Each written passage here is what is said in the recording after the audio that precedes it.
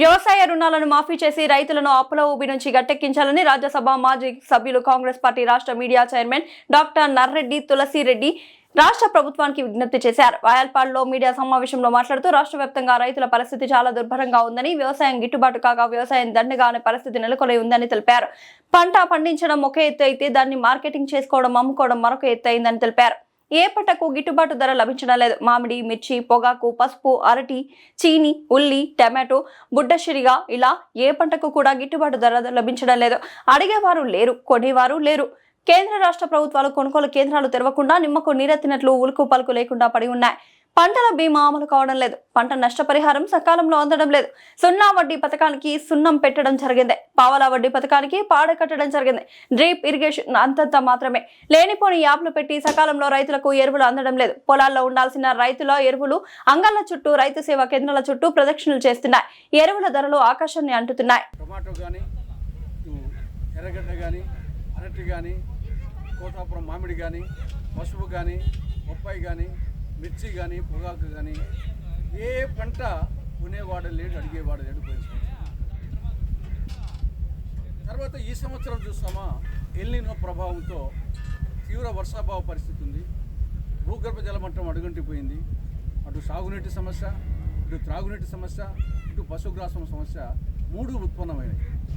చాలా చోట్ల పంట విత్తనమే వేయలేదు.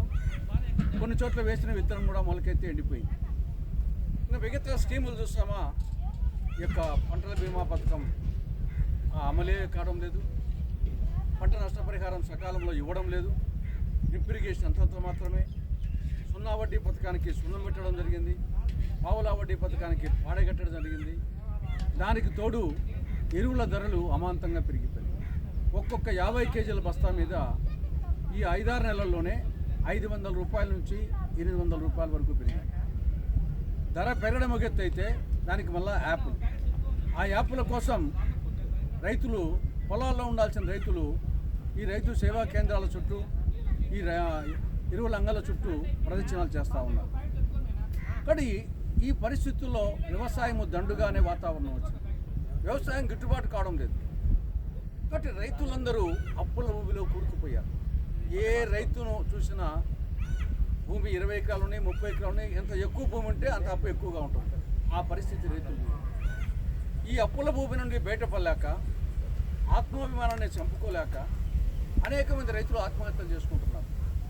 దేశంలో రైతుల ఆత్మహత్యల్లో ఆంధ్రప్రదేశ్ చిన్న రాష్ట్రమైనప్పటికీ 3వ స్థానంలో ఉంది.